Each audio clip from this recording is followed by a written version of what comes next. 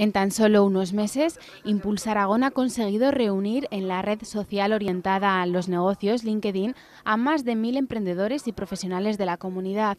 Hoy, al menos 200 de ellos se han congregado en Zaragoza Activa para conocerse. Impulsa Aragón es un poco motivar a la gente para que se sienta capaz de llevar a cabo y de contratar a gente de aquí, ¿no? Que no tengamos que salir fuera a contratar los servicios que podemos hacer muy bien aquí. En la jornada, además de poder compartir sus ideas, también han puesto en común su entusiasmo y motivación por el trabajo.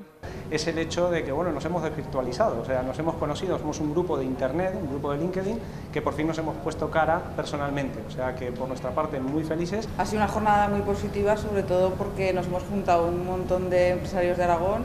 Está claro que lo que hemos conseguido es ver que todavía hay muchas empresas en funcionamiento. Necesitamos ese impulso, necesitamos que salir de donde estamos, haciendo cosas diferentes de las que hacíamos antes.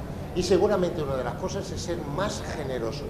Que consegue aprovechar el miedo para crear actitud, porque es eso que tenemos que hacer, cambiar nuestros paradigmas para irnos adelante.